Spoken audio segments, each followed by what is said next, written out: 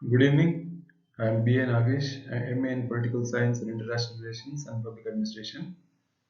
Today we do one more question from the 2019 paper. We completed one question on the role of democratic decentralization. That is, we said how administrative decentralization has not kept pace with political decentralization. The second question which we are taking up in the 2019 paper, we are having a discussion on statutory bodies. See, General Studies 2 covers this topic as well. In General Studies paper 2, we speak of constitutional bodies, statutory bodies, regulatory bodies, quasi-judicial bodies. In the PSIR paper, there is a repetition of what we do in GS paper 2. Constitutional bodies are those which are laid down, which have been given constitutional status, like the office of the president, the prime minister, parliament, the Supreme Court. They are all constitutional bodies. Statutory bodies are those which are set up to enforce a statute. Now, we have the Right to Information Act. So, we required a body to implement the act. Hence, we have the information commissions at the center and the state.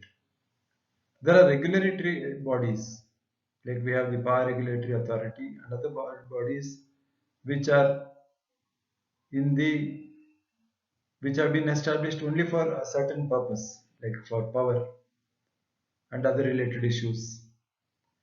Then we have the quasi-judicial bodies, which are basically meant, which are a combination of administrative and judicial functions.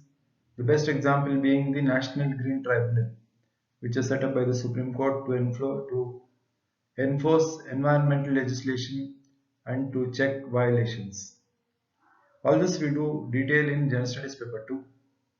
Now the 2019 question, we'll just read the question. The question on statutory bodies.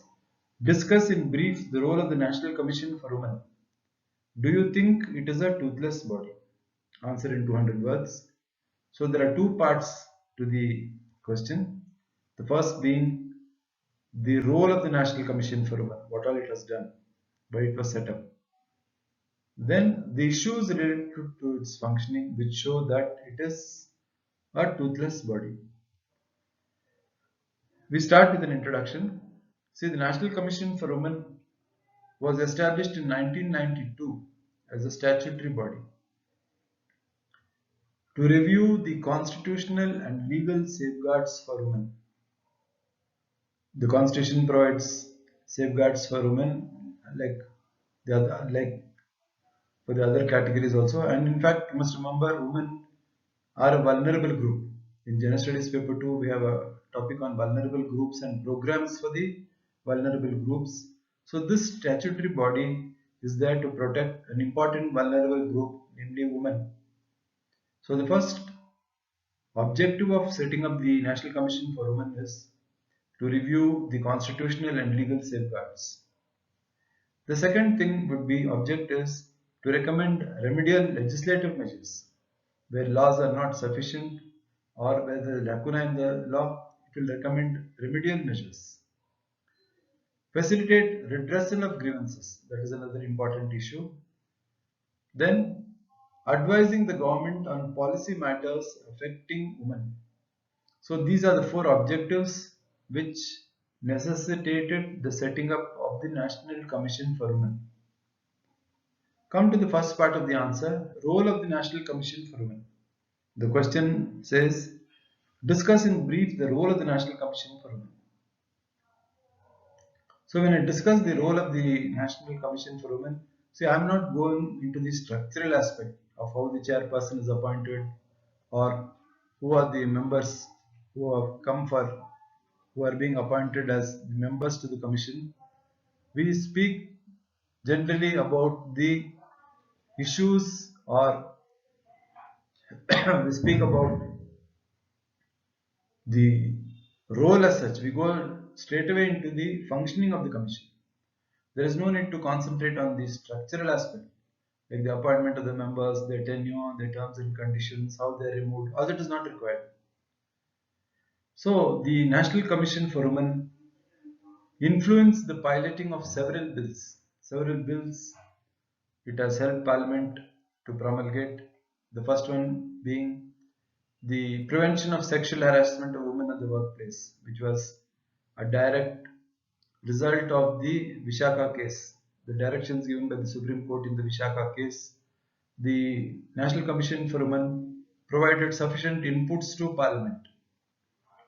The second one would be issues relating to women in detention, in jails, how the women prisoners have to be taken care of. It pioneered amendments to the Dowry Prohibition Act, Protection of Women from Domestic Violence Act, then conduct of Parivarik Mahila Adalats to promote the awareness on women rights, campaign against triple talaq, rehabilitation of acid victims, inspection of jails to see that the women prisoners are kept in separate cells, they are given the necessary facilities. Digital literacy. The National Commission for Women has taken up umpteen number of measures to promote digital literacy by way of seminars, and actually digital literacy programs have been launched by the Commission in the colleges at the university level. It has also pioneered financial empowerment. So these, when we speak of the role of the National Commission for Women, we highlight how the National Commission for Women has highlighted the piloting of several bills relating to women reform. Coming to the issues related to its functioning. So the question asks, do you think that it is a toothless body? So the first important thing what we'd like to stress in the answer is, we speak of structural issues. So you take the appointment of the chairperson of the National Commission for Women and even the other members, they are political appointees. So obviously they toe the line of the government, they speak the language of the government, they are not impartial in their function. The National Commission for Women, like other statutory bodies, it is dependent on the government for funds and functionaries, for both. It does not have any independent source of revenue. It depends on the government for funds and even the functionaries. It does not have the staff to carry out the duties, or the personnel are deputed from different departments of government. When I speak of issues related to its functioning, I mentioned how the commission could not do anything in respect of police excesses in Jammu and Kashmir, in the northeast, attacks on Dalit women and attacks on tribal women. How the commission was helpless. The commission could not do anything. Then an important factor affecting the functioning of the commission is the patriarchal mindset of society. So this patriarchal mindset of society is preventing the commission from discharging its duties in an impartial manner. Now the commission can recommend only amendments. It submits a list of recommendations, but these recommendations are not binding on the government. See, like all statutory bodies, there is a procedure in which every year they submit an annual report to the concerned ministry. Now, in this case, it is the Ministry of Women and Child Development. Now, the Ministry of Women and Child Development places the annual report of the Commission before Parliament for discussion. And it so happens sometimes they are not discussed in a particular year. And sometimes the reports of 2-3 years are taken up together. So what happens is the delay in acting on the recommendations of the commission, and it is simple, the commission's recommendations are not binding on the government. There is no time frame for implementation. This is another important factor which is affecting the functioning of the National Commission for Women. Now the National Commission for Women, basically it is a statutory body. it lacks constitutional status. See, like other constitutional bodies, like you take whether it is the parliament or judiciary or even the executive, they have constitutional status. Everything is laid down, the manner of functioning, the rules, regulations, whatever. Here, there is, since it is a statutory body, it lacks constitutional status.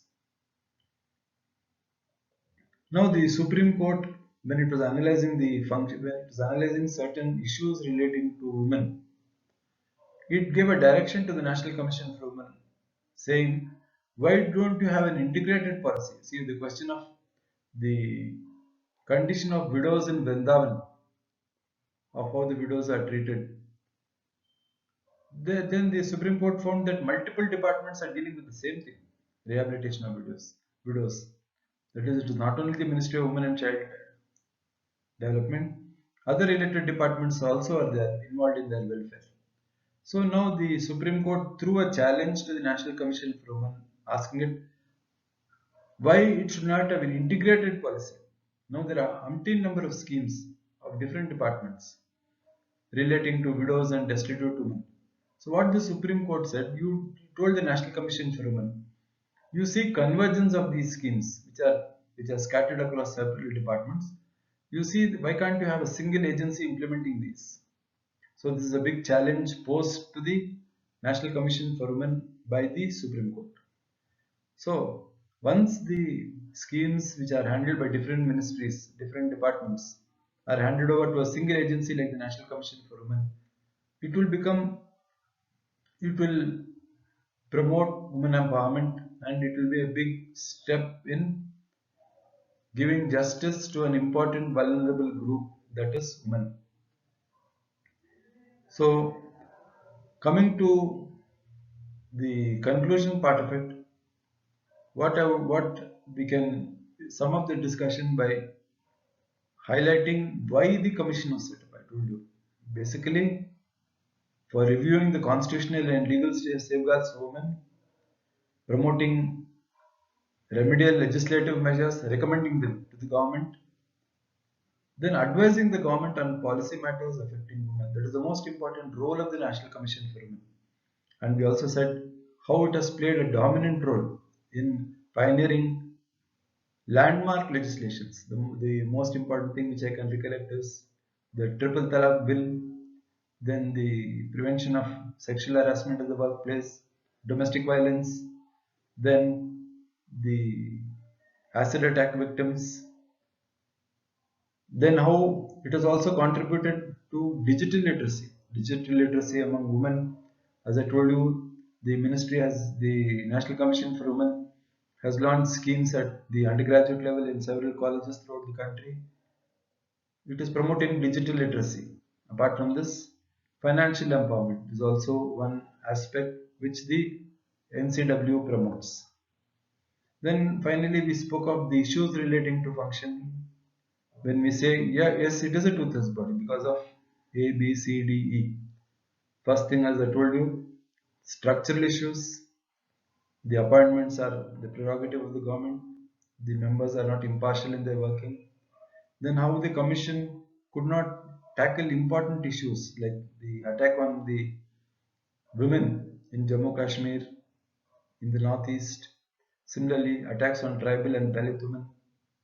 And finally, we concluded by saying how the commission can only make recommendations to the government. It is up to the government to accept it or not. And even when the NCW has made outstanding contributions, recommendations, as I said, Parliament does not have time to discuss the annual reports of several ministries, and it is a fact that the reports of the statutory bodies sometimes are taken up for discussion, that is 2 to 3 years at a time. With the result, the recommendations lose their value, and there is no time-bound implementation of the recommendations. Finally, I concluded my answer by saying how the Supreme Court has thrown a challenge to the National Commission for Women. It said, why can't you have a convergence of the schemes? That is, it has asked the National Commission for Women and through it the government to formulate a strategy wherein all schemes relating to destitute widows and the keeping, especially highlighting the fact of the condition of the widows in Vrindavan, it said all schemes relating to widows and destitute women, there should be convergence of schemes instead of having multiple departments and multiple agencies. Why can't you make the National Commission for Women a nodal authority in pioneering the cause of women reform? Thank you.